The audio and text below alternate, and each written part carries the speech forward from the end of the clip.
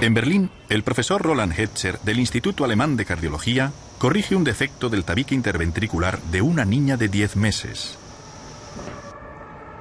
En Jena, el profesor Johannes Schelle de la clínica universitaria Friedrich Schiller realiza una resección hepática. En Londres, Peter Earnshaw, miembro del Real Colegio y cirujano de los hospitales Guy's y St. Thomas, practica un reemplazo total de rodilla. Intervenciones difíciles de por sí, que además tienen otro aspecto en común. En los tres casos, el equipo se había comprometido a operar sin transfundir sangre halogénica. Hoy día, en 150 países, más de 100.000 médicos se han comprometido también a practicar la medicina y la cirugía sin sangre, porque tienen la firme convicción de que las estrategias alternativas a las transfusiones son sencillas, seguras y eficaces. Muchos opinan que todo empezó en la década de 1950, con la innovadora cirugía mayor cardiovascular sin sangre del Dr. Denton Cooley. Este atendió a pacientes testigos de Jehová, quienes, aunque desean tratamiento médico y quirúrgico de calidad, no aceptan transfusiones de sangre halogénica, pues obedecen el mandato bíblico: absténganse de sangre. En 1977, su equipo publicó un informe sobre sus 20 años de experiencia tras una serie consecutiva de 542 operaciones cardiovasculares sin sangre. En él se indicó un riesgo aceptablemente bajo. El profesor Richard Spence, pionero en estrategias alternativas a las transfusiones. Lo que aprendimos con los testigos de Jehová en las primeras etapas de la medicina y la cirugía sin sangre benefició sin lugar a dudas al resto de nuestros pacientes. Actualmente, el campo del ahorro de sangre supone el uso planificado de múltiples alternativas para evitar la necesidad de transfundir a un paciente sangre de otra persona. Hemos operado tanto a neonatos como a personas de más de 90 años y utilizamos los mismos enfoques y técnicas. El profesor Albert Hug habla de lo que se ha logrado en los pacientes en general. Durante los años en que los riesgos de las transfusiones de sangre no se percibían como hoy, el 15% de las pacientes de riesgo recibían sangre. En la actualidad, esta cifra está muy por debajo del 1%, y eso que nuestro centro se especializa en casos complicados.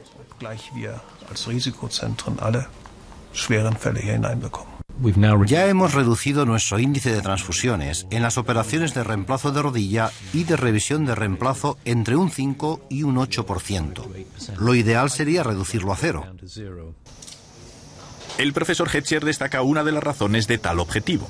Hoy día, por lo menos el 80% de los pacientes preferiría en lo posible que no se le administrara sangre. Y, por razones legales y éticas, se procura respetar cada vez más los deseos del paciente. Los expertos también quieren evitar los riesgos médicos concomitantes de las transfusiones de sangre halogénica. Toda unidad donada al banco de sangre, sea halogénica o autóloga, presenta el riesgo de incompatibilidad ABO por error humano y de que se produzca una reacción hemolítica transfusional mortal.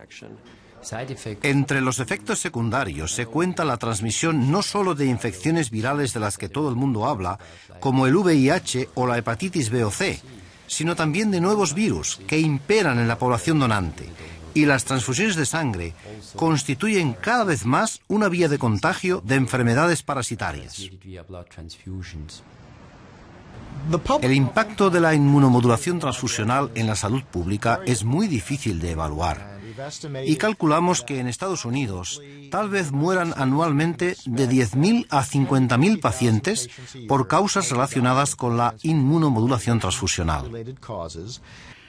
¿Mutarán los virus existentes y producirán enfermedades? No hay razón para creer que no lo harán. Muchos ven estos riesgos y los gastos concomitantes, pero creen que no disponen de alternativas a la sangre halogénica. Sin embargo, tras un estudio innovador realizado por el Dr. Paul Eber de Canadá, hasta los beneficios de la sangre halogénica, según los criterios actuales, se están cuestionando. En dicho estudio se comparaba una práctica transfusional liberal en pacientes graves de la unidad de cuidados intensivos con otra restrictiva. Los resultados fueron sorprendentes, en particular las tasas de mortalidad. Me refiero al estudio de Eber, en el que se demostró con más de 800 pacientes que transfundir menos da mejores resultados. Dos estudios previos aportaron datos que indican la necesidad de revisar los criterios sobre el uso de sangre. Veamos primero el estudio Sanguis, publicado en 1994. Fue parte de una acción coordinada del Programa de Investigación Médica de la Comisión Europea y analizó los índices de transfusiones en importantes hospitales europeos. Llegaron a compararse los índices habituales en 43 hospitales clínicos para 6 intervenciones comunes y estandarizadas. El estudio reveló que los centros transfundían automáticamente a porcentajes muy distintos de pacientes para el mismo tipo de operación, desde un 0% hasta un 96% en intervenciones de bypass coronario, y desde un 0% hasta un 100% en las de reemplazo total de cadera.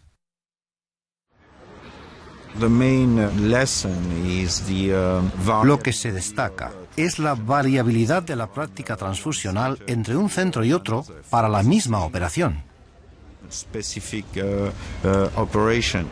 En 1998 se publicó un estudio complementario en Bélgica. El estudio Biomed sobre transfusiones en el campo quirúrgico abarcó todo tipo de hospitales y encontramos exactamente la misma escala de variabilidad. Así que llegamos a la conclusión de que la variabilidad implica que muchos de los componentes sanguíneos que se transfunden se están administrando innecesariamente. Hay que destacar un aspecto positivo con relación a dos de los hospitales belgas que participaron en ambos estudios. Tras el estudio Sanguis, cambiaron su criterio transfusional. Habían logrado de algún modo reducir a una quinta parte, por lo menos, el uso de sangre en operaciones de cirugía mayor, como la de colectomía por cáncer. La estancia hospitalaria era más corta y no se produjo aumento alguno, ni en la morbilidad ni en la mortalidad. El profesor Philip van der Linden resume la conclusión a la que han llegado muchos especialistas a la luz de lo que se ha aprendido en los últimos años. En vista de que permite mejorar la atención al paciente y reducir el costo de la asistencia médica, el ahorro de sangre no es opcional, es imprescindible.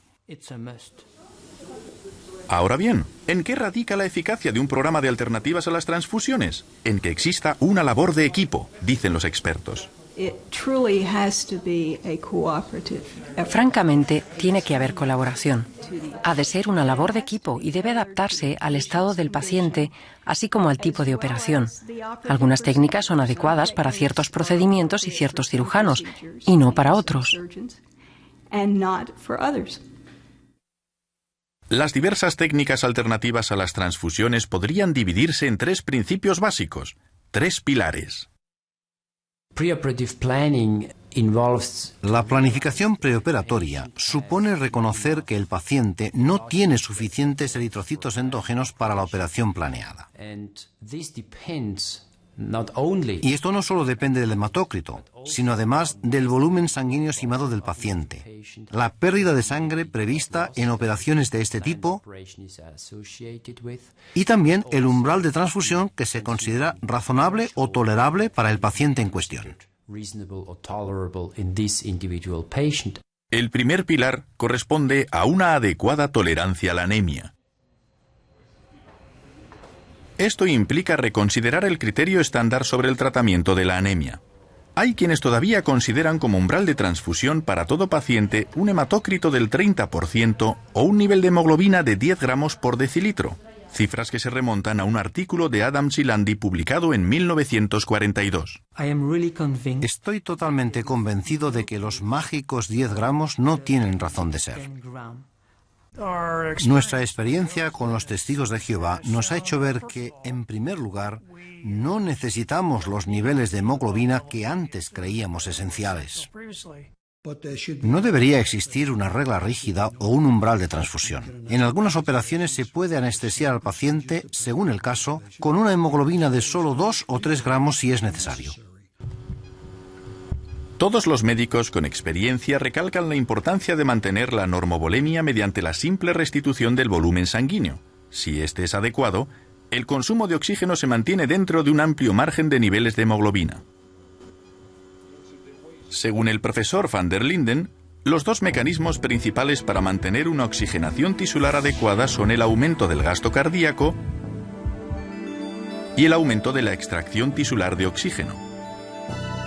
Entre los hematócritos aquí indicados, la cantidad de oxígeno extraída de los hematíes de una persona no anémica es prácticamente igual a la extraída de un número menor de hematíes en un caso de anemia normovolémica aguda. El primer mecanismo se consigue disminuyendo la viscosidad de la sangre y la estimulación simpática. El segundo, redistribuyendo el flujo sanguíneo a zonas de gran demanda metabólica y mejorando la microcirculación.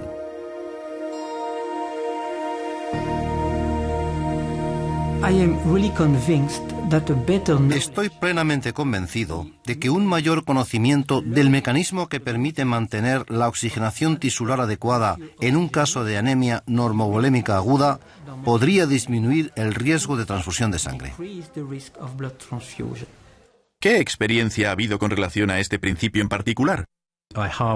He reducido a la mitad nuestro índice de transfusiones con solo decir, ¿podemos bajar nuestro umbral de 10 a 8 y controlar un poco más las decisiones? Fue muy fácil, no costó nada.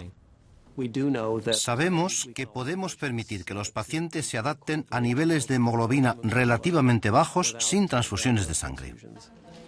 Como es lógico, hace falta planear con antelación, sobre todo si el paciente, por razones religiosas o de otra índole, rechaza la sangre halogénica. La planificación preoperatoria requiere una cuidadosa evaluación clínica de los riesgos de hemorragia y minuciosos análisis de laboratorio, incluidos los parámetros hematológicos estándar. Según el estado del paciente, podrían necesitarse también pruebas de coagulación y de afecciones que contribuyen a la anemia. Luego hay que calcular el margen de seguridad, es decir, la pérdida de eritrocitos tolerable para un paciente concreto durante todo el proceso perioperatorio. El profesor Earnshaw, basándose en las operaciones de reemplazo de articulaciones, explica su forma de abordar la situación. Con tan solo la altura y el peso, el sexo y la hemoglobina y el hematócrito iniciales se puede calcular el volumen sanguíneo.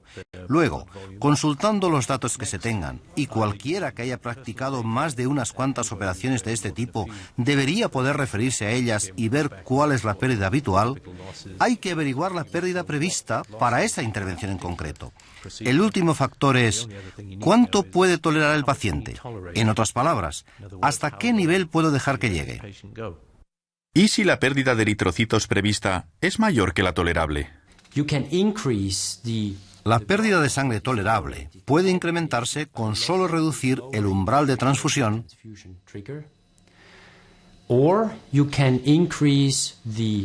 o bien aumentando el hematócrito inicial del paciente, de modo que su masa eritrocitaria al comienzo de la operación sea más elevada.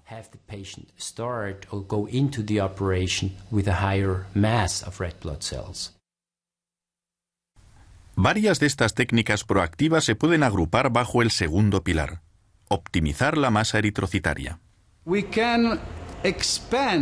Podemos incrementar la masa eritrocitaria circulante del paciente antes de la operación. Y eso se consigue con hematínicos baratos, como el hierro, el ácido fólico y la vitamina B12.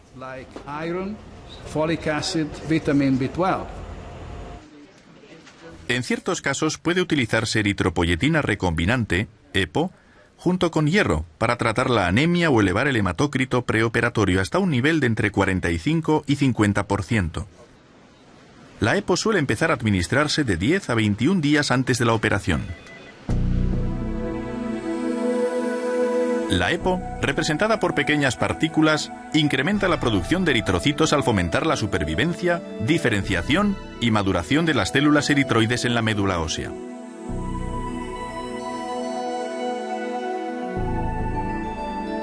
En la última etapa eritroblástica, los núcleos son eliminados.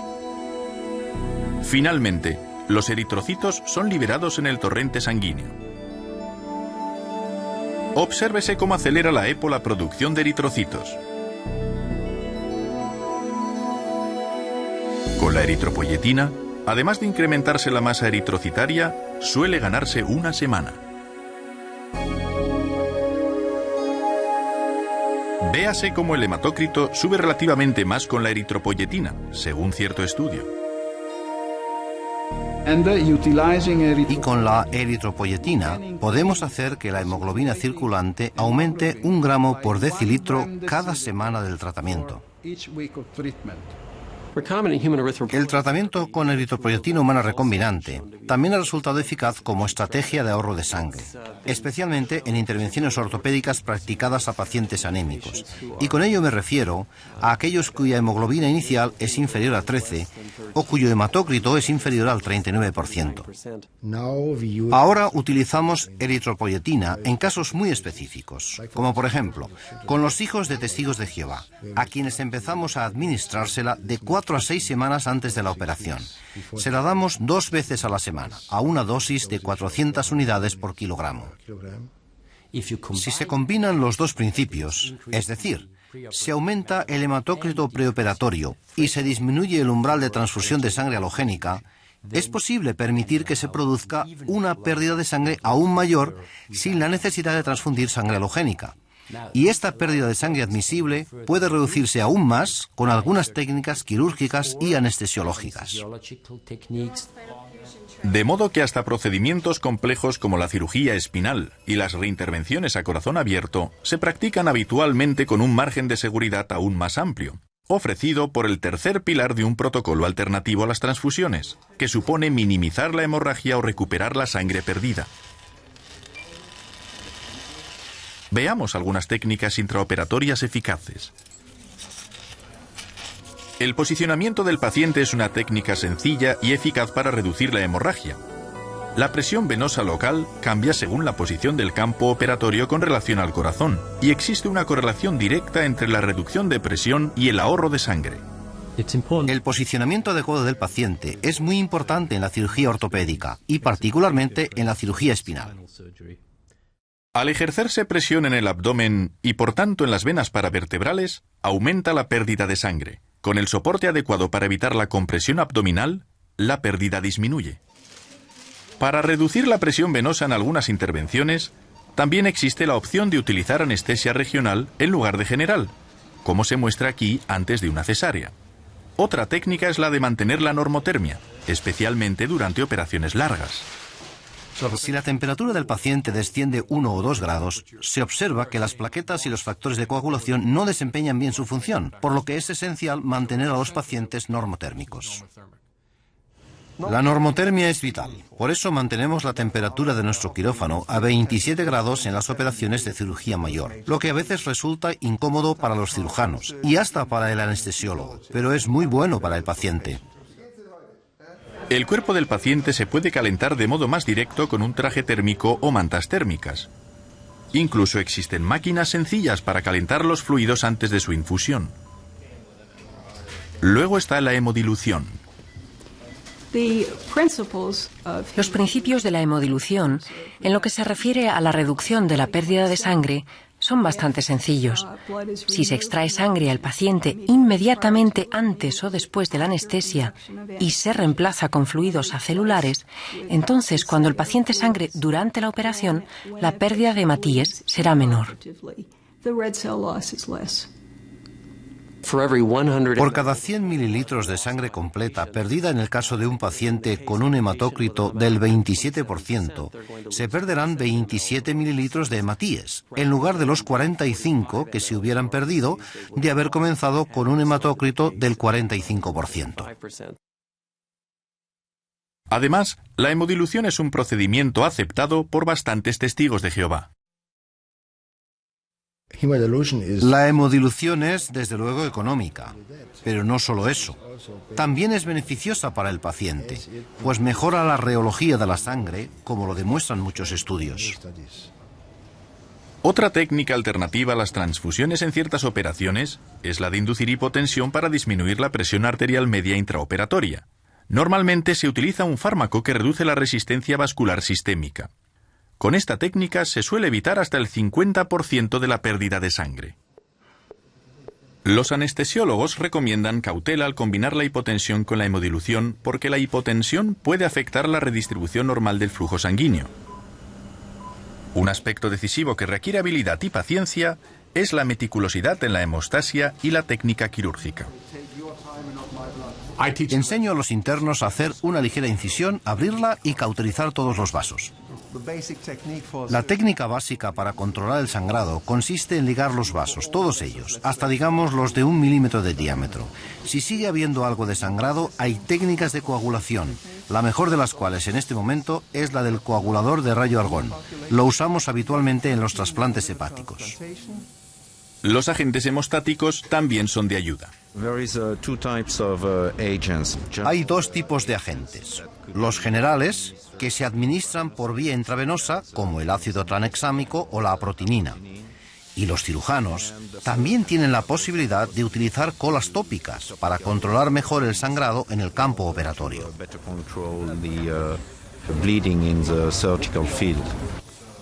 Aquí vemos cómo se aplica una compresa de cola de fibrina directamente sobre la superficie disecada de un hígado. Este producto, que contiene una fracción de sangre, es aceptado por bastantes testigos de Jehová y otros pacientes. La última alternativa intraoperatoria a las transfusiones se denomina recuperación de sangre. Si la hemorragia intraoperatoria es intensa, la sangre derramada puede aspirarse con una máquina de recuperación de sangre, que suele tenerse lista para emergencias. Algunas máquinas se limitan a filtrar la sangre que circula por ellas a fin de eliminar cualquier residuo, mientras que otros modelos, además, lavan al mismo tiempo los glóbulos rojos. Una máquina de recuperación de sangre puede ahorrar hasta el 50% de la sangre que de otro modo se perdería. Su uso resulta aceptable para bastantes pacientes testigos de Jehová. La recuperación de sangre es una técnica muy valiosa, porque cuando se utiliza, la sangre derramada por el cirujano no es sangre perdida para el paciente. Suele recurrirse a ella cuando se prevé una pérdida de sangre de más de 1 litro en el caso de un paciente adulto. La recuperación perioperatoria de sangre es una técnica muy útil para el ahorro de sangre, pues resulta muy fácil de integrar en la mayoría de las operaciones cardiovasculares, ortopédicas, ginecológicas y demás. De modo que tiene amplias aplicaciones en la cirugía. Algunas máquinas de recuperación de sangre pueden adaptarse a niños pequeños, lo que amplía los horizontes de la técnica. También hay modelos sencillos que suelen ser muy útiles en el postoperatorio. Particularmente en las operaciones de rodilla, que suelen realizarse con torniquete y por tanto no hay pérdida intraoperatoria de sangre, la recuperamos después. Es muy sencillo, muy útil y relativamente barato. Solo hay que filtrar la sangre que sale y reinfundirla.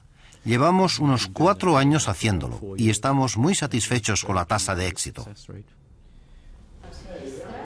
Otro factor importante para minimizar la pérdida de sangre es la toma de micromuestras para los análisis necesarios.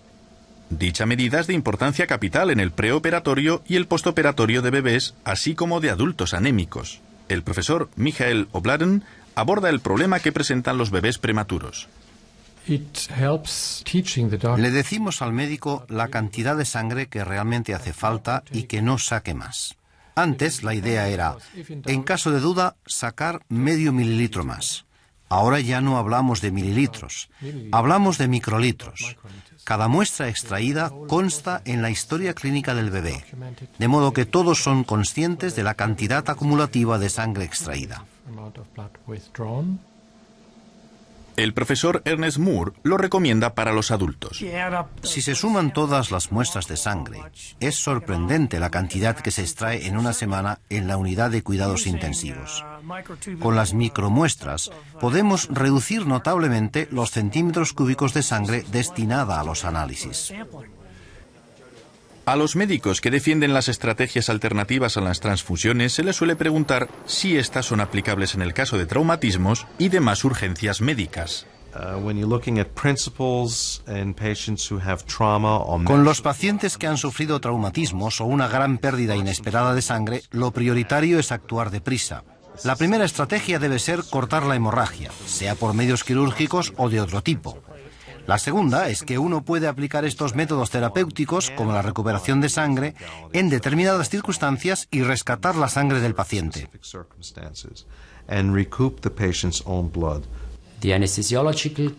El concepto anestesiológico es el de tolerar cierto grado de presión sanguínea relativamente baja y ser un poco restrictivos en transfundir enormes cantidades de volumen.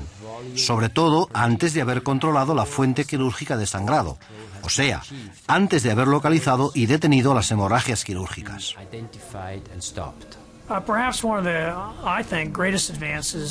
Tal vez uno de los, creo yo, mayores adelantos en el ahorro de sangre en los traumatismos ha sido el concepto de lo que denominamos cirugía de control de daños. Es decir, si cuando abrimos el abdomen o el pecho del paciente notamos que no coagula, atendemos los principales vasos sangrantes. Luego controlamos la superficie con compresas y cerramos temporalmente al paciente para que lo lleven a la unidad de cuidados intensivos, donde se continúa con su reanimación y se centra la atención en revertir los efectos adversos que tienen en la coagulación factores como la hipotermia.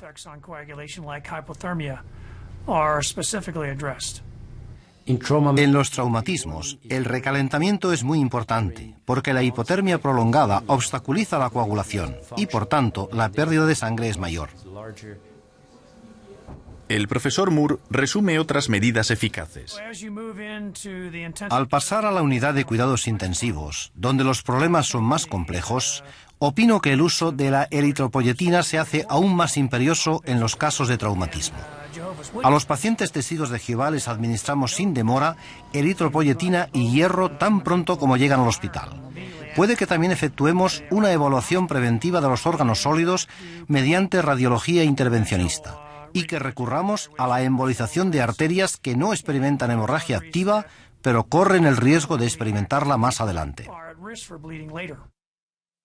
Esta breve síntesis de las estrategias debe verse más bien como una idea global. Es cierto que hay una lista de alternativas a las transfusiones, pero eso no nos lleva al quid de la cuestión. El asunto es que tenemos que utilizar dichas alternativas en múltiples combinaciones, adaptadas a las necesidades del paciente. No todo paciente necesita todas las estrategias. Un buen ejemplo de ello es la eritropoyetina.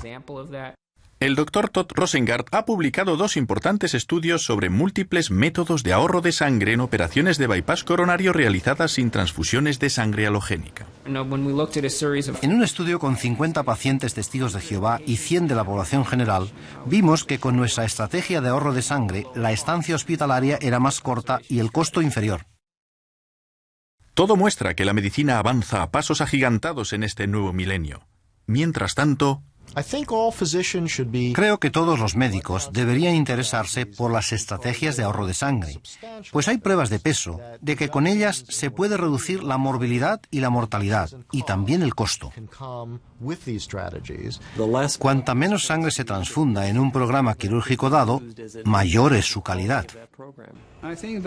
Opino que la transfusión más segura es la que no se administra. Y el ahorro de sangre es un método muy sencillo. Evita complicaciones, resulta menos costoso y ofrece mejores perspectivas al paciente. Hay medidas muy sencillas y baratas que ayudarían a la mayoría y que se pueden adoptar hasta en el hospital más pequeño. Las alternativas a las transfusiones son seguras. No las utilizo únicamente con el paciente testigo de Jehová, sino con todo paciente que viene a mí. Las alternativas a las transfusiones son técnicas médicas buenas, bien fundadas y seguras para nuestros pacientes.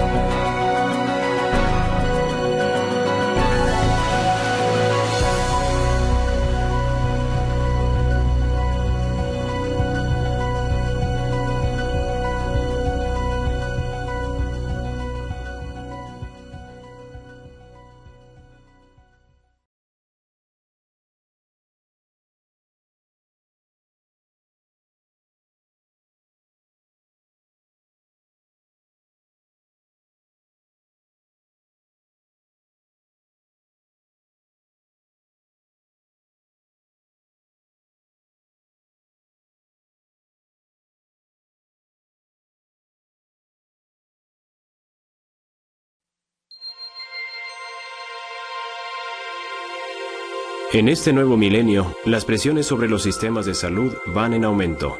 El creciente número de enfermos, en particular ancianos, pone a prueba la capacidad de los profesionales de la salud para satisfacer las necesidades de los pacientes con los recursos disponibles.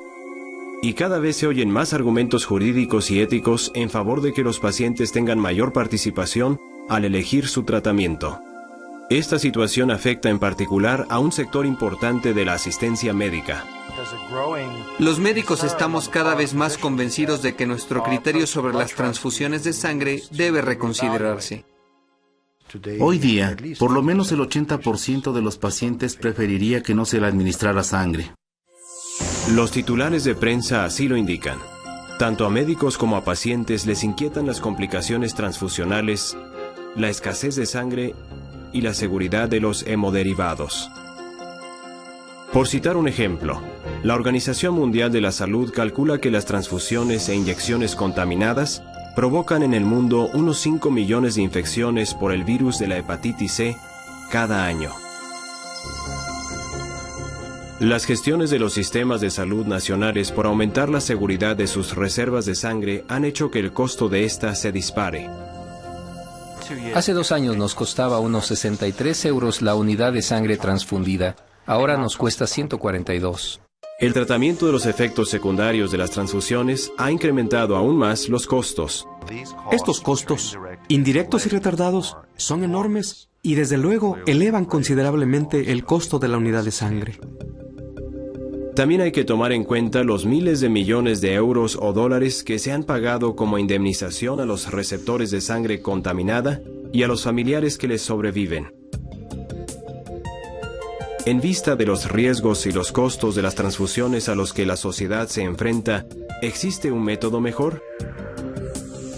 ¿Pudiera la asistencia médica sin transfusiones satisfacer las necesidades y los derechos del paciente? Los profesores Earnshaw y Hetzer, así como otros muchos clínicos, han atendido a las peticiones de pacientes y de padres de menores.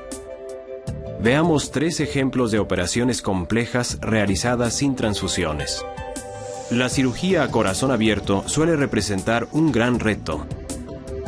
En Berlín, el profesor Ronald Hetzer explica por qué tuvo que operar el pequeño corazón de una niña de 10 meses. Esta niña tiene un defecto cardíaco congénito relativamente poco común. Existe una comunicación directa entre el ventrículo izquierdo y la aurícula derecha, lo cual crea un flujo anormal continuo entre el corazón izquierdo y el derecho.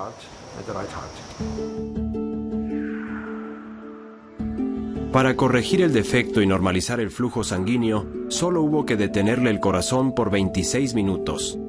No se administraron transfusiones. De hecho, casi no hubo pérdida de sangre. Otro ejemplo. La cirugía hepática suele implicar la transfusión de una cantidad considerable de sangre donada. En la clínica universitaria de Jena, Alemania, el profesor Johannes Scheele extirpa la parte cancerosa del hígado de un anciano. ¿Cuánta sangre se ha perdido? 250 centímetros cúbicos. No se transfundió sangre donada y 18 horas después, el paciente conversaba con el doctor en la unidad de cuidados intensivos. Y un ejemplo de cirugía ortopédica. En Londres, Peter Earnshaw, miembro del Real Colegio, practica con éxito un reemplazo total de rodilla a una anciana, operación en la que normalmente se pierde mucha sangre. Las 3 intervenciones las realizaron equipos quirúrgicos que se habían comprometido a respetar la decisión, ya sea del paciente o de los padres, de que no se utilizara sangre donada. ¿Se trataba de operaciones experimentales practicadas por 3 cirujanos innovadores? Hay más de 100.000 médicos y cirujanos en 150 países que tratan habitualmente a sus pacientes sin transfusión de sangre donada. Algunos especialistas opinan que todo anestesiólogo y cirujano debería interesarse por las estrategias de ahorro de sangre porque dan buen resultado. cuando a los facultativos que recurren a la asistencia médica sin transfusiones se les pregunta por qué lo hacen, una de las principales razones que dan es el respeto por la decisión del paciente. El profesor Bloomberg, director de una unidad de medicina transfusional y de un banco de sangre, dice: Creo que hay cada vez más pacientes que desean que se les atienda sin transfusiones o con las mínimas posibles, y hay algunos que no admiten que se les administre sangre bajo ningún concepto. Otra razón por la que médicos y cirujanos cambian sus métodos obedece a las crecientes pruebas de que la inconsecuencia terapéutica ha conducido a transfusiones innecesarias. Todos los que se interesan por mejorar la asistencia médica o proteger al paciente deberían tener presentes ciertos estudios reveladores sobre el empleo de la sangre. Primero, el estudio Sanguis. Como parte de una acción coordinada del Programa de Investigación Médica de la Comisión Europea, se analizaron los índices transfusionales de 43 importantes hospitales universitarios de toda Europa. Las ramificaciones del estudio Sanguis son asombrosas. Para el mismo tipo de operación había una enorme variabilidad en la cantidad de unidades transfundidas, según el hospital. En 1998, el profesor Vallée publicó un estudio complementario en Bruselas, Bélgica. El estudio Biomed sobre transfusiones en el campo quirúrgico abarcó todo tipo de hospitales. Y encontramos exactamente la misma escala de variabilidad. Llegamos a la conclusión de que la variabilidad implica que muchos de los componentes sanguíneos que se transfunden se están administrando innecesariamente. Una comparación de los dos estudios reveló otro hecho significativo. Hubo dos centros que participaron tanto en el estudio Sanguis como en el estudio Biomed. Basándose en lo que descubrieron en el estudio Sanguis, habían logrado de algún modo reducir el uso de sangre en operaciones de cirugía mayor. La mortalidad se mantuvo igual antes y después de cambiar su criterio transfusional, y la estancia hospitalaria fue más corta. Los nuevos procedimientos que emplearon no fueron difíciles de adoptar, y aunque requirieron tiempo y una considerable labor educativa, no hicieron aumentar los costos. Poco después, en Canadá, el Dr. Hebert realizó un estudio a gran escala de pacientes graves en cuidados intensivos. El profesor Spahn evalúa los resultados. Me refiero al estudio de Ibert, en el que se demostró, con más de 800 pacientes, que transfundir menos da mejores resultados. La conclusión obvia es que las transfusiones innecesarias ocasionan trabajo innecesario y un costo innecesario. Además de satisfacer la petición del paciente y evitar la hipertransfusión, muchos facultativos dicen que al implementar la asistencia médica sin transfusiones, su objetivo es evitar riesgos médicos. En una unidad de sangre almacenada existe el riesgo de contaminación bacteriana. La contaminación bacteriana, sea que se produzca al tiempo de la donación o después por un almacenamiento inadecuado, puede producir infecciones mortales.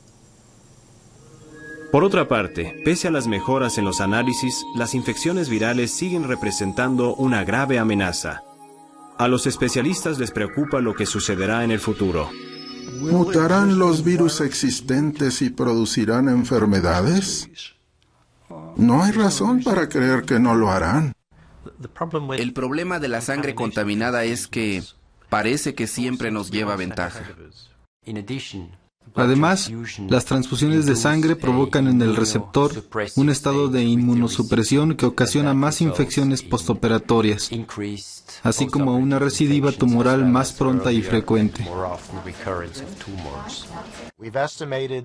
Calculamos que en Estados Unidos tal vez mueran anualmente de 10.000 a 50.000 pacientes por causas relacionadas con la inmunomodulación transfusional. Puede que el riesgo médico más sorprendente y menos reconocido sea el error humano. Administrar sangre de un tipo incompatible puede producir una reacción más o menos grave o hasta mortal. El profesor Spence, director de formación quirúrgica, reconoce: podemos clasificar mala sangre y provocar una catástrofe. Algunos han muerto y mueren por recibir un tipo de sangre equivocado. De hecho, según los informes, el error humano es la causa de hasta la mitad de todas las muertes provocadas por las transfusiones. Ante estos factores, decisión del paciente, transfusiones innecesarias, riesgos médicos, así como reservas de sangre menguantes y costos de la sangre en alza, El profesor Van der Linden resume la conclusión a la que llegan muchos especialistas. En vista de que permite mejorar la atención al paciente y reducir el costo de la asistencia médica, el ahorro de sangre no es opcional, es imprescindible. Lo bueno es que ya existen tratamientos seguros, prácticos y rentables. Es posible brindar la mejor atención médica sin emplear sangre halogénica. Hay medidas muy sencillas y baratas que ayudarían a la mayoría y que se pueden adoptar hasta en el hospital más pequeño. El ahorro de sangre es un método muy sencillo, evita complicaciones, resulta menos costoso y ofrece mejores perspectivas al paciente. Las técnicas alternativas a las transfusiones que utilizan estos equipos quirúrgicos se pueden agrupar bajo uno de 3 principios básicos o pilares. El primero es tolerancia a la anemia. Al fluir por las arterias, los eritrocitos transportan el oxígeno vital a todo el cuerpo. El paciente anémico tiene una baja proporción de eritrocitos en su volumen sanguíneo. Si una persona pierde mucha sangre durante una operación o a causa de un accidente, el organismo puede tolerar un grado considerable de anemia. El profesor Moore, reconocido innovador en el campo de la cirugía traumatológica, comenta: los estudios indican que fisiológicamente el ser humano puede tolerar concentraciones de hemoglobina muy inferiores a las que se consideraban seguras. Los médicos empiezan a darse cuenta de que es posible tolerar un grado significativo de anemia en los pacientes. Pero la anemia solo es tolerable cuando el organismo cuenta con suficiente volumen circulatorio para seguir funcionando. También sabemos que ese grado de anemia podemos compensarlo con volumen, pues en tal situación este es el componente indispensable para mantener la tensión arterial. Al disponer de expansores del volumen sanguíneo de costo módico, la opinión médica está abandonando cada vez más la arbitraria regla propuesta en 1942 de que una concentración de hemoglobina de 10 constituía el umbral de transfusión, o sea, era la más baja que podía tolerarse antes de transfundir. El profesor Earnshaw explica lo primero que hizo para implementar un programa de alternativas a las transfusiones. He reducido a la mitad nuestro índice de transfusiones con solo decir, ¿podemos bajar nuestro umbral de 10 a 8 y controlar un poco más las decisiones? Fue muy fácil, no costó nada. Con solo implementar el primer pilar se ahorrarían millones de transfusiones y miles de millones de euros o dólares al año. El segundo principio básico en el campo de las estrategias alternativas a las transfusiones es fomentar la producción de eritrocitos en el organismo. Es muy importante hacerlo antes de la operación en el caso de una persona anémica, y puede acelerar la recuperación tras una gran pérdida de sangre. Los estudios dirigidos por el profesor de obstetricia Albert Hug indican que la administración de suficientes suplementos de hierro ya puede normalizar bastante el recuento sanguíneo, y por relativamente poco dinero. En ciertos casos puede utilizarse eritropoyetina elaborada mediante ingeniería genética, llamada comúnmente EPO. El profesor Mercuriali, director de servicios de transfusión, explica: con la administración de eritropoyetina, se acelera la producción de eritrocitos. El tercer principio o pilar consiste en minimizar la pérdida de sangre. La técnica más importante para controlar el sangrado es evitarlo. La cirugía meticulosa resulta práctica y económica. Se pueden emplear diversos instrumentos para ello. Por ejemplo, el electrocauterio permite a los cirujanos cortar rápidamente y sellar los vasos sanguíneos al instante. También hay fármacos modernos que reducen la hemorragia. Algunos se aplican directamente sobre la zona afectada. Aquí se usa una compresa de cola de fibrina sobre la superficie disecada de un hígado para detener el sangrado. Respecto a la rentabilidad de tales fármacos, el profesor Barón señala: la reducción del sangrado intraoperatorio y del uso de hemoderivados compensa el costo del fármaco. Otra técnica eficaz para minimizar la pérdida de sangre en casos de hemorragia intensa consiste en recuperar la sangre del paciente. Se puede recuperar hasta el 50% de la sangre que de otro modo se perdería. Esta técnica satisface las necesidades éticas de muchas personas que rechazan rotundamente la sangre donada. Por ejemplo, algunos testigos de Jehová han permitido que se utilice una máquina tipo Cell Saver. Incluso existen modelos especiales para niños pequeños. La recuperación de sangre es una técnica muy valiosa porque cuando se utiliza, la sangre derramada por el cirujano no es sangre perdida para el paciente. Se pueden utilizar otras muchas estrategias beneficiosas. Todas ellas ayudan a evitar los riesgos y los costos sociales de millones de transfusiones. Para ilustrar el impacto de las técnicas debidamente combinadas, veamos la situación con la que se encontró en Módena, Italia, el equipo médico de Luana, una niña de 4 años que nació con un grave defecto cardíaco. Dicho equipo, dirigido por el profesor Marcelletti, jefe de cirugía cardiovascular, tuvo que realizar una serie de operaciones complejas. Por solicitud de los padres de Luana, la primera se llevó a cabo sin sangre donada y la operación fue un éxito. Para la segunda se contaba de nuevo con personal competente y el instrumental adecuado, incluida una máquina de recuperación de sangre. La meticulosa intervención, con el uso del electrocauterio, duró 2 horas y Luana solo perdió 100 mililitros de sangre. Sus padres estaban encantados y el equipo médico quedó satisfecho con los resultados. Hemos realizado la operación sin transfusiones de sangre, tal como tratamos de hacer con todos nuestros niños. Creo que todos estos niñitos merecen que no se les administre sangre para evitarles los riesgos de una transfusión. El Dr. Rosengart aporta más datos sobre la eficacia de la cirugía cardíaca sin sangre.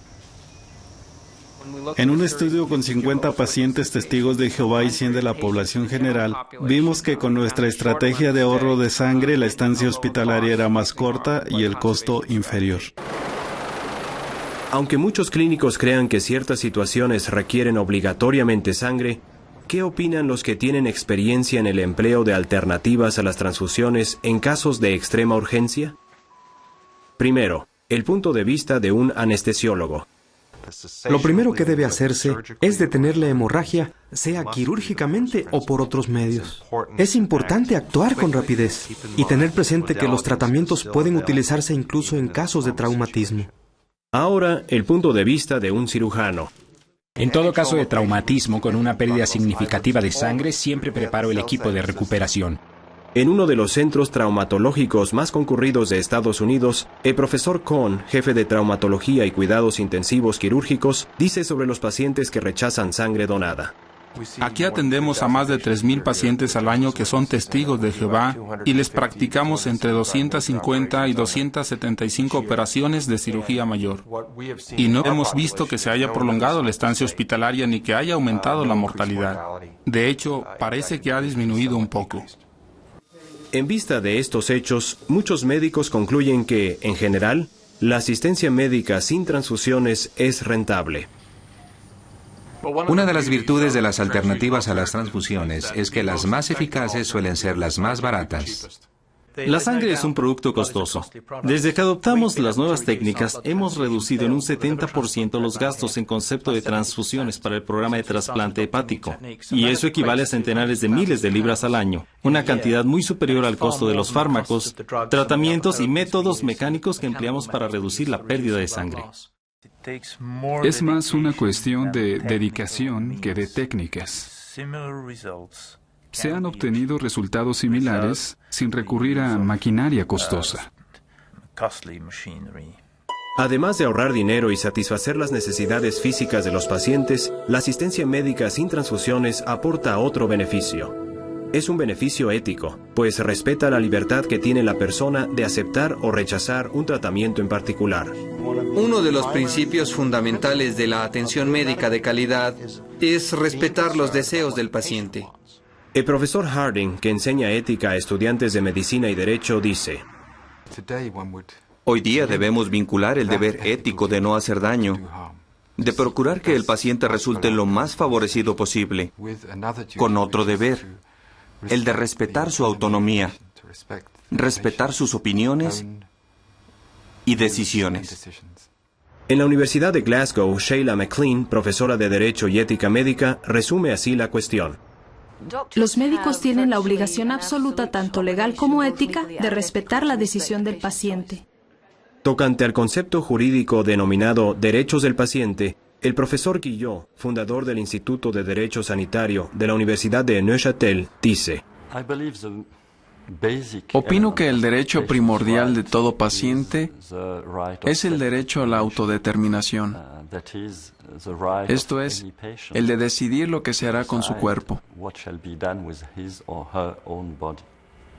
Los pacientes tienen derecho a saber que existen alternativas, y no solo eso, sino también a que se les diga cuáles son los riesgos y beneficios asociados con esas alternativas. Tocante a la evolución de los derechos del paciente, el profesor Weisz-Sauer explica: Antes, el médico decidía cómo proceder y cargaba con toda la responsabilidad. Con el paso del tiempo, la relación se ha ido convirtiendo cada vez más en una especie de consorcio, en el que el médico y el paciente tienen exactamente los mismos derechos. Reconocer los derechos del paciente concuerda con la Declaración Universal de Derechos Humanos de la ONU. Estas cuestiones legales se han hecho tan importantes que en 1997 el Consejo de Europa formuló la Convención Europea sobre los Derechos Humanos y la Biomedicina.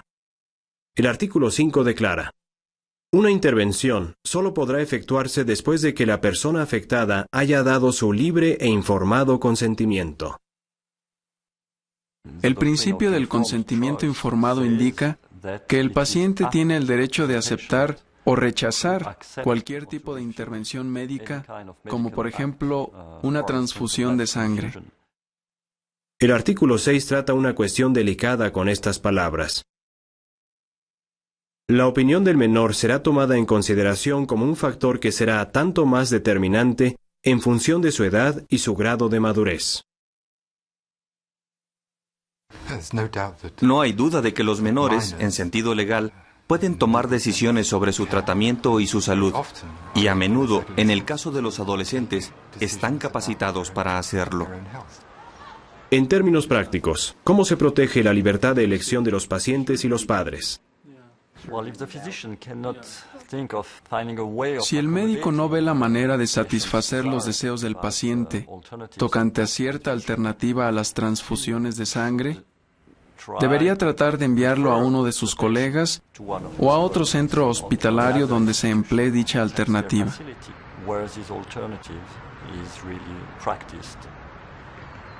¿Y qué se hace en los casos de urgencia en los que la víctima no puede hablar y expresar sus propias convicciones? Hoy día se reconoce que el paciente tiene el derecho de indicar por anticipado sus opciones en cuanto a tratamiento. Y esto se lleva a cabo mediante un documento en el que manifiesta haber analizado una serie de situaciones y haber adoptado una postura inamovible tocante a cierto tratamiento. En una situación de emergencia, siempre se buscaría además una directriz por anticipado o una declaración previa de voluntad en, por ejemplo, la billetera del paciente. Respetar los derechos del paciente también aporta beneficios para la salud. Hay pruebas empíricas de que los pacientes que se sienten a gusto con el tratamiento suelen recuperarse antes. Veamos, por ejemplo, un caso del Hospital St. Richard de Chichester, en el sur de Inglaterra. La señora Whittington tenía artrosis de cadera en una fase tan avanzada que necesitaba un reemplazo total de cadera. Como es testigo de Jehová, se negó a aceptar transfusiones. Creo firmemente que la palabra de Dios está en contra de que aceptemos sangre, y la palabra de Dios es la verdad. El señor Patel estuvo muy dispuesto a operarme sin sangre. El médico tiene el deber de escuchar las peticiones de los pacientes, de escuchar lo que tengan que decir e informarles sobre las alternativas para que ellos escojan. En una conversación franca entre el médico y la paciente, surgió la pregunta de si aceptaría la técnica de recuperación de sangre. Cuando supe más acerca de la máquina y se me explicó el proceso, dije que aceptaría que la utilizaran conmigo. En este centro hay muy buena relación entre los pacientes y el personal médico. Tenemos una mentalidad muy abierta y un ambiente que favorece el aprendizaje. ¿A qué condujo esta actitud de colaboración? Las estrategias intraoperatorias que empleamos durante la intervención de la señora Whittington fueron hemostasia meticulosa, recuperación de sangre, valiéndonos de un equipo tipo Cell Saver, y también utilizamos una prótesis de cadera cementada. Ella me dice que está encantada con la operación porque se le ha aliviado el dolor. Conforme vaya aumentando la edad de la población mundial, sus necesidades médicas constituirán un reto cada vez mayor para los sistemas de salud, muchos de los cuales ya atraviesan dificultades. En este campo, la asistencia médica sin transfusiones es una tendencia prometedora. La adopción de un programa de ahorro de sangre no solo supone una reducción en el costo total del tratamiento para el paciente, sino también menos gastos para la sociedad. Aunque todas las intervenciones médicas conllevan riesgos, la asistencia médica sin transfusiones satisface de manera singular tanto las necesidades como los derechos del paciente. Preveo que, en el futuro, los pacientes prácticamente esperarán que toda operación quirúrgica necesaria se realice sin transfusiones de sangre. Es importante otorgar al paciente poder de decisión, no solo para respetar mejor su autonomía, sino también para potenciar un buen tratamiento médico. En la actualidad, los diversos métodos para reducir la necesidad de transfundir sangre están muy bien establecidos, bien probados y son muy seguros. Se han generalizado, pueden practicarse en cualquier institución en cualquier parte del mundo. El ahorro de sangre es un campo de la medicina seguro, eficaz y progresivo. Esta es la mejor manera de tratar a los pacientes y obviamente debería ser la norma terapéutica.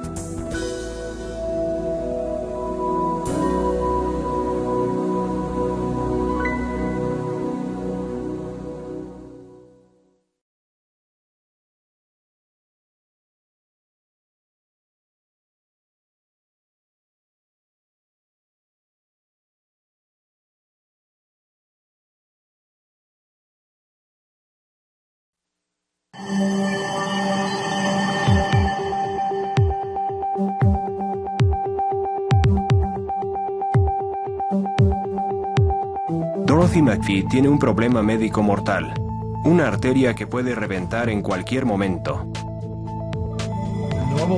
Para esta operación suele practicarse una larga incisión en el abdomen, de arriba a abajo. Leslie es una niña que padece una grave deformidad espinal. La paciente es testigo de Jehová, y en una intervención de esta magnitud, es inevitable que se pierda algo de sangre.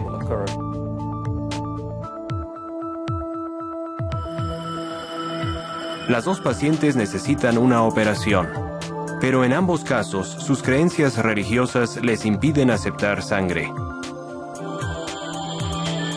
Hoy día existen estrategias alternativas para tratar con éxito a los pacientes que, por diversas razones, no quieren transfusiones de sangre. Novedosas estrategias que posiblemente beneficien pronto a todos los pacientes.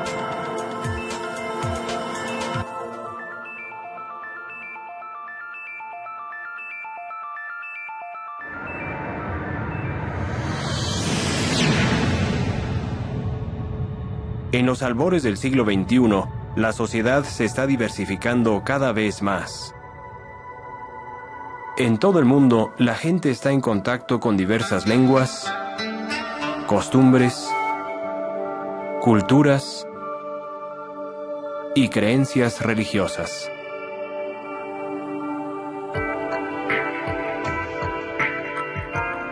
Adaptarse a estas diferencias no es fácil en ningún estrato social.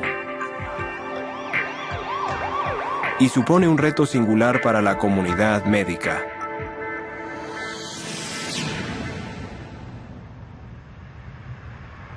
Dado que vivimos en una sociedad pluralista, el médico tiene su escala de valores, pero habrá pacientes que tengan otra y que adopten una postura distinta con relación a ciertas cuestiones. Hay muchas culturas en el mundo, cada una con sus propios conceptos que nosotros, como profesionales de la salud, debemos entender. No creo que el deber del médico se limite a proteger la vida. Su deber, ante todo, es respetar al paciente. En el pasado, a los médicos a veces les resultaba difícil respetar los deseos en materia de salud de una confesión religiosa en particular, los Testigos de Jehová. La razón obedecía a su negativa a las transfusiones de sangre. Fue la decisión más fácil, pues no iba a aceptar sangre bajo ninguna circunstancia. Oí transfusión de sangre y enseguida dije, no. Si hubiera dado la espalda a mis creencias y a mi Dios, no me lo habría perdonado jamás. No iba a dejar que me transfundieran sangre. Su decisión de abstenerse de sangre solía malentenderse. Hubo un tiempo, años atrás, cuando los médicos, especialmente los cirujanos, miraban a los testigos de Jehová con malos ojos. Antes de siquiera conocerlos, yo tenía la idea preconcebida de que los testigos debían de ser unos fanáticos religiosos. Estoy convencido de que, en parte, son prejuicios contra un grupo religioso que el médico o el juez o el abogado apenas conocen. Hoy día, muchas personas han oído de las enfermedades que pueden contraerse por medio de la sangre y de las transfusiones de sangre. Pero, francamente, la razón principal por la que los testigos de Jehová rechazan las transfusiones es que la Biblia pone de relieve lo preciosa que es la sangre. Y lo hace de una manera muy clara. No se requieren muchos estudios teológicos para entenderlo. En las escrituras cristianas, la Biblia dice sin rodeos: absténganse de sangre. A alguien que no sea creyente le puede parecer un acto irracional. Hay quienes lo ven como ir en contra de la medicina, como si se pusiera al paciente en peligro. Pienso que algunos, yo también me incluyo, teníamos la impresión de que los testigos de Jehová tal vez no deseaban el mejor tratamiento médico, que en cierto modo estaban en contra de la asistencia médica. Claro que me importaba si vivía o moría. Precisamente la llevé al hospital para que se recuperara. Yo no quería morir y no creo que nadie desee la muerte. No es que deseen hacer una especie de pacto suicida con uno. Ellos quieren vivir, quieren recibir buena asistencia médica y pienso que se puede colaborar con ellos.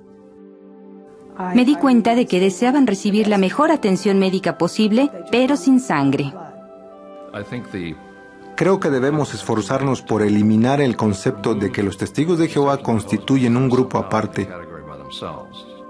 Se pueden señalar muchas religiones. Todas tienen una idea u otra con la que tal vez uno no concuerde, pero no se trata de eso. Hablamos de un precepto religioso, no de terquedad insensata.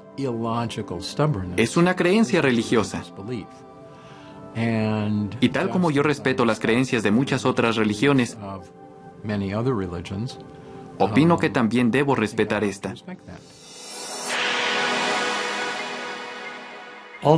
Todos los pacientes, por regla general, tienen el derecho de recibir o rechazar un tratamiento después de haber hablado plena, abierta y sinceramente con el médico que les atiende. Opino que el derecho primordial de todo paciente es el derecho a la libre determinación. Esto es, el de decidir lo que se hará con su cuerpo.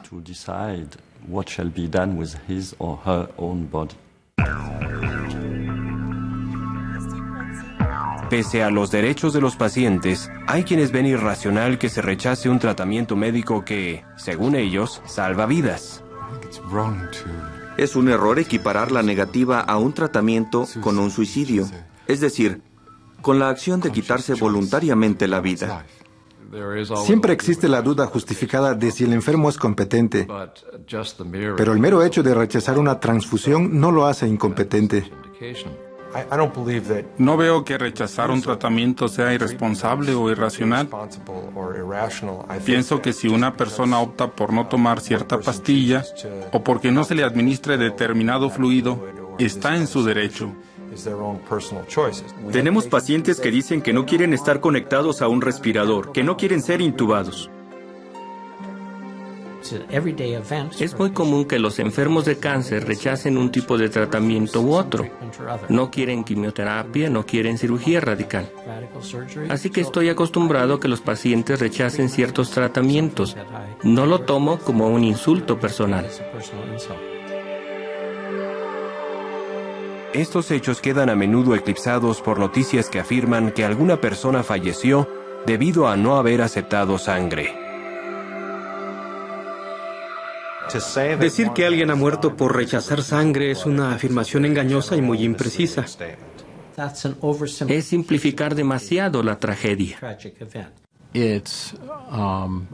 Muy rara vez se da el caso de que un paciente rechace una transfusión de sangre y muera por ello. La gente muere a causa de una enfermedad, de un traumatismo o de complicaciones quirúrgicas. Puedo decir que he tratado a más de 200 testigos de Jehová y jamás he perdido a un paciente por no haberle podido administrar sangre. Entonces, ¿por qué sigue siendo la transfusión de sangre el tratamiento estándar para las hemorragias graves? Creo que a los médicos se les ha enseñado la idea de que la sangre es vida y de que es intrínsecamente buena para el paciente. La negativa a la sangre preocupa a muchos médicos porque temen que sin la transfusión el paciente corra peligro. Para comprender bien la razón por la que los médicos piensan así, debemos conocer un poco este fluido y saber por qué se administran transfusiones.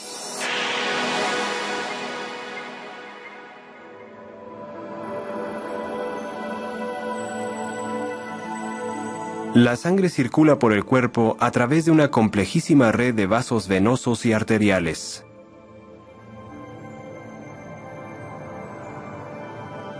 La sangre oxigenada que sale del corazón fluye por las arterias, las cuales van ramificándose hasta convertirse en diminutos capilares. Estos llevan los glóbulos rojos cargados de oxígeno a toda parte del cuerpo. A escala celular se realiza un intercambio de nutrientes y oxígeno por anhídrido carbónico y otros productos de desecho. Entonces las venas transportan la sangre desoxigenada de regreso al corazón, el cual la bombea a los pulmones, donde tiene lugar el intercambio gaseoso de anhídrido carbónico por oxígeno. Y el ciclo vuelve a empezar. Este ciclo es absolutamente esencial para la vida. Si no hay sangre que lleve oxígeno a las células, estas mueren y el organismo muere. Cuando alguien pierde mucha sangre, los médicos tienen dos prioridades urgentes. Lo más indispensable y apremiante es detener la hemorragia. Todo lo demás es secundario. Y la segunda prioridad es restituir el volumen sanguíneo. ¿Qué puede suceder cuando el volumen sanguíneo de un paciente disminuye demasiado? La sangre no llega al cerebro o a otros órganos y el paciente puede morir. Lo que hace falta es restituir el volumen, el riego sanguíneo y la oxigenación. Una manera de corregir la merma del volumen sanguíneo es administrando otros fluidos por vía intravenosa. Se pueden utilizar diversos tipos de fluido. No tiene que ser necesariamente sangre.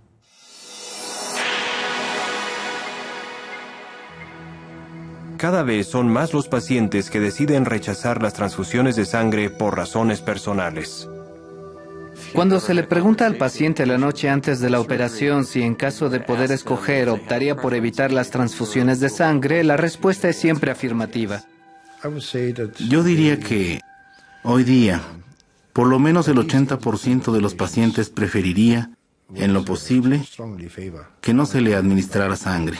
La transfusión de sangre, considerada tradicionalmente un complemento habitual de la cirugía, se ve hoy día como algo que debe evitarse.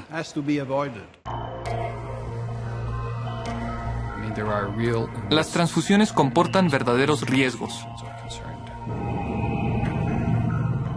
Los agentes patógenos transmitidos por la sangre, particularmente el virus del SIDA, son motivo de preocupación. La sangre es un producto biológico, puede ser portadora de enfermedades y demás. La analizamos para detectar la mayoría de ellas, pero algunas las desconocemos.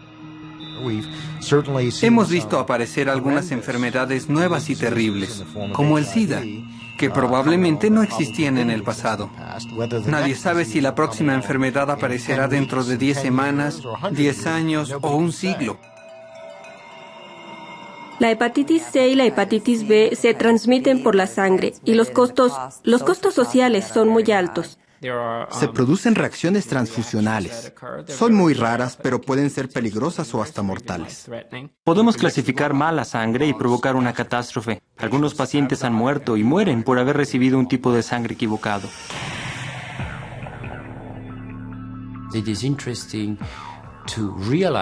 Es curioso que ahora, a principios del siglo XXI, nos demos cuenta de que las transfusiones de sangre, hasta cierto punto, no logran aquello para lo que siempre las empleamos. Con el paso de los años, nos hemos convencido de que muchas de las complicaciones que sufren los pacientes después de una operación no se deben a mala suerte o a falta de habilidad quirúrgica, sino que son consecuencia de las transfusiones. Estas causas de preocupación han fomentado el desarrollo de una amplia gama de estrategias alternativas, tratamientos aceptados por muchos testigos de Jehová y otros pacientes que también optan por evitar las transfusiones de sangre. Las estrategias alternativas se pueden agrupar en torno a 4 principios básicos. Envuelve anestésicos, el uso de ciertas sustancias y, desde luego, la técnica quirúrgica. La técnica más importante para controlar el sangrado es evitarlo. Cuanto menos sangre se pierda durante la operación, mejor será el resultado final y menor la probabilidad de que surjan complicaciones. La cirugía cuidadosa implica evitar la pérdida de sangre. La edad no influye. Hemos operado tanto a recién nacidos como a personas de más de 90 años. El cirujano que opera sin perder una gran cantidad de sangre es casi invariablemente un cirujano bueno y cuidadoso. El que pierde mucha sangre suele ser todo lo contrario. Existen diversos instrumentos para ayudar a los cirujanos a minimizar el sangrado. Hay estrategias que recurren al uso intraoperatorio del electrocauterio en lugar de bisturís. Si sigue habiendo algo de sangrado, hay técnicas de coagulación, la mejor de las cuales en este momento es la del coagulador de rayo argón. Hay herramientas no invasivas con las que el cirujano puede ver el interior del cuerpo con un mínimo de incisiones quirúrgicas. Se puede recurrir a fármacos, o sea, a la aplicación tópica de diversos productos que ayudan a impedir la pérdida de sangre. Actualmente contamos con varios métodos, como por ejemplo la cola de fibrina. La cola de fibrina, elaborada a partir de fracciones de sangre, fomenta la coagulación por contacto. La cola de fibrina es un adhesivo tisular sumamente útil porque no daña el tejido. En el caso de un paciente testigo de Jehová en el que la pérdida de sangre es tan crítica, creo que hay que ser extremadamente meticuloso para no perder ni una sola gota. Hay nuevas técnicas de hemodilución y reinfusión que facilitan la operación y son aceptadas por personas que están en contra de las transfusiones de sangre por motivos religiosos. Los principios de la hemodilución, en lo que se refiere a la reducción de la pérdida de sangre, son bastante sencillos. En esencia, creamos un circuito cerrado con el paciente. Extraemos sangre del paciente. La mantenemos en contacto con el paciente y la sustituimos con fluidos. De modo que la sangre está diluida y, por lo tanto, el paciente solo pierde sangre diluida en lugar de sangre pura o concentrada. Cuando el paciente sangra durante la operación, la pérdida de glóbulos rojos es menor. Sería como tomar 1 litro de leche y añadirle agua hasta tener 12 litros de líquido. El litro original sigue ahí, pero si se derramara, se perdería mucha agua y solo un poco de leche. Al final, eliminamos el agua y nos quedamos con la misma cantidad de leche. Y en esta institución utilizamos la técnica habitualmente, en particular con los pacientes que prevemos que perderán mucha sangre. Creo que es una norma terapéutica bastante buena, no solo para testigos de Jehová, sino en las operaciones que conllevan una gran pérdida de sangre. Si el paciente pierde sangre, utilizamos una máquina de recuperación de sangre tipo Cell Saver. Aspiramos la sangre derramada, la lavamos, la limpiamos, la procesamos, la filtramos y entonces se la reinfundimos. La recuperación de sangre es una técnica muy valiosa, porque cuando se utiliza, la sangre derramada por el cirujano no es sangre perdida para el paciente. En todo caso de traumatismo con una pérdida significativa de sangre, siempre preparo el equipo de recuperación. Un elemento clave para estimular la capacidad orgánica de reponer la propia sangre es una hormona llamada eritropoyetina. La eritropoyetina es una sustancia natural. Se produce en los riñones, en otros órganos también, pero ante todo en los riñones, para ayudar a la médula ósea a formar los glóbulos rojos que van a transportar oxígeno. La producción de glóbulos rojos tiene lugar principalmente en el esternón, las costillas, las vértebras y la pelvis. La eritropoyetina recombinante fomenta la producción natural de hematíes por parte del organismo. Si sé que el paciente va a permanecer mucho tiempo en el hospital, tal vez lo someto a un tratamiento de eritropoyetina recombinante para que comience a aumentar sus reservas de sangre. Esta puede ser una estrategia muy económica para reducir el uso de transfusiones de sangre halogénica. Uno de los aspectos más emocionantes de todo este campo de las alternativas a las transfusiones es que la mayoría de las estrategias de las que hablamos están al alcance de médicos y hospitales de todo el mundo. Casi toda subespecialidad quirúrgica y médica cuenta ya con técnicas que permiten el tratamiento sin sangre. Las alternativas, como cualquier otro tratamiento, no están necesariamente exentas de riesgos. Por ello, el paciente, en particular el que es testigo, debería informarse de los beneficios y los riesgos relacionados con el tratamiento en cuestión. Hay que estar bien informados. ¿Hasta qué punto son eficaces estas estrategias alternativas para ayudar a los médicos a tratar a pacientes que rechazan las transfusiones de sangre?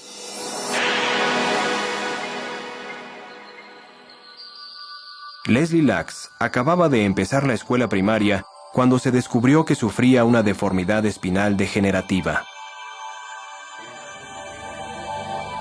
Los médicos le diagnosticaron un caso grave de escoliosis. La escoliosis es una desviación de la columna vertebral y tenemos que corregirla hasta donde la flexibilidad de la columna nos lo permita.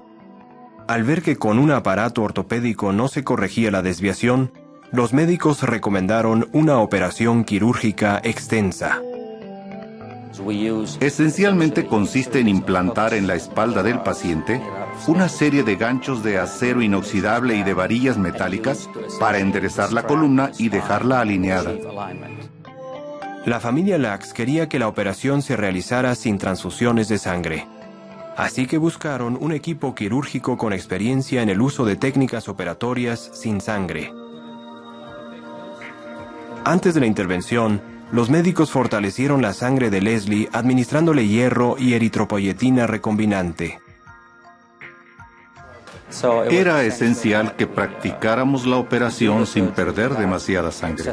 Para lograrlo, utilizamos dos técnicas. Una de ellas es la que se conoce como recuperación de sangre. La otra se denomina hemodilución. Hay menos peligros porque es la propia sangre del paciente y no ha dejado de circular en su organismo, por lo que no hay posibilidad de contaminación o de contagio de enfermedades que se transmiten por la sangre. La operación fue un éxito y no se le administró ni una sola transfusión de sangre. A los pocos días, Leslie ya estaba en pie y caminaba. Está tan contenta de verse derecha. Siempre dice, mamá, ahora soy casi tan alta como tú. Aunque Leslie tendrá que usar un aparato ortopédico durante un tiempo, los médicos están seguros de que podrá llevar una vida normal. Me gustaría patinar, probar el monopatín y tal vez la tabla sobre nieve. Cosas así. A veces las estrategias alternativas abarcan nuevas técnicas quirúrgicas para reducir la pérdida de sangre en los pacientes que no quieren transfusiones. Dorothy McPhee, de 75 años, tenía un aneurisma aórtico abdominal, una lesión mortal que normalmente requiere cirugía extensa. Para esta operación suele practicarse una larga incisión en el abdomen, de arriba a abajo, desde la parte baja del pecho hasta la región pubiana y trabajar alrededor y por detrás de todo el tracto intestinal. La estancia hospitalaria dura 4 o 5 días y muchas veces una semana o más, suponiendo que no surjan complicaciones. Como Dorothy es testigo de Jehová, los médicos recurrieron a una técnica quirúrgica que minimiza el sangrado. El tipo de cirugía aórtica que practicamos se denomina endovascular, porque se realiza desde el interior de la arteria.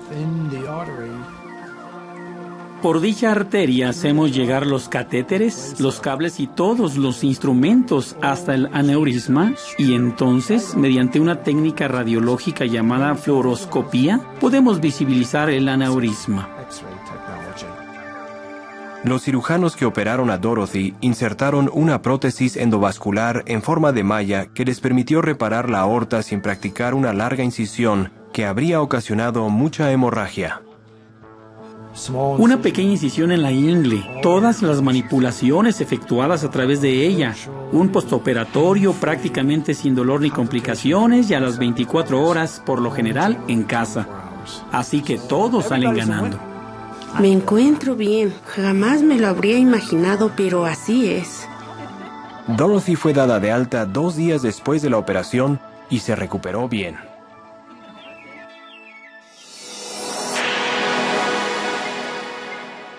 Un número cada vez mayor de profesionales de la salud están dispuestos a aceptar el reto de tratar a pacientes que rechazan las transfusiones de sangre.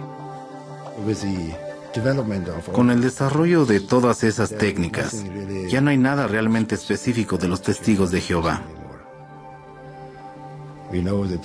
Sabemos que no quieren transfusiones de sangre y disponemos de las técnicas para respetar sus deseos.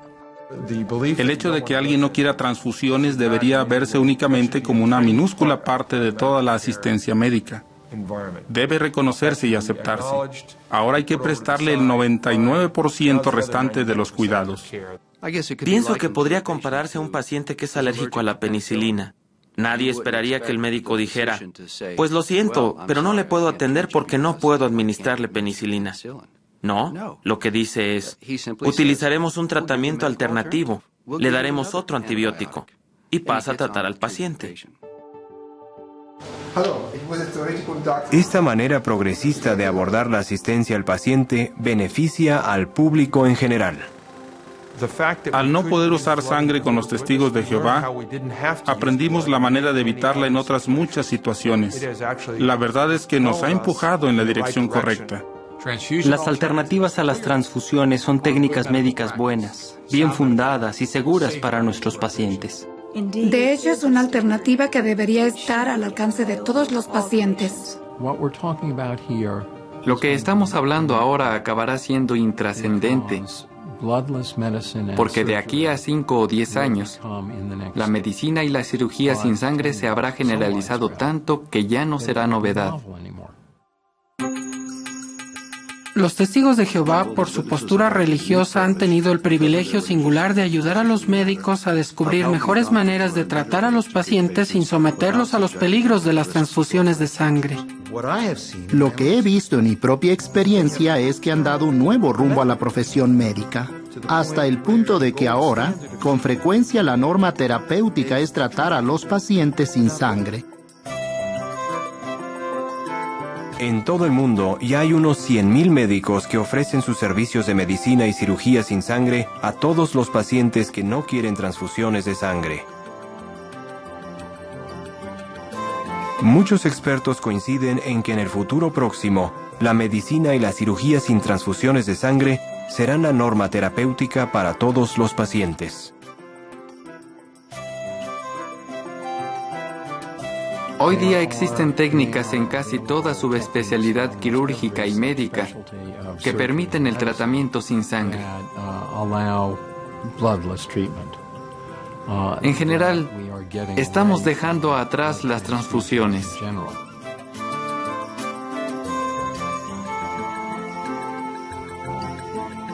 Como cardiocirujano, reconozco que es raro que el cirujano no quiera sangre. Normalmente prefiere usarla, pero yo no.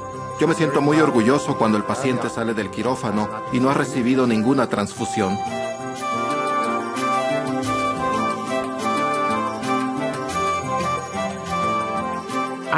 Preveo que en los próximos años llegaremos al punto en que ni siquiera tendremos que pensar en administrar sangre.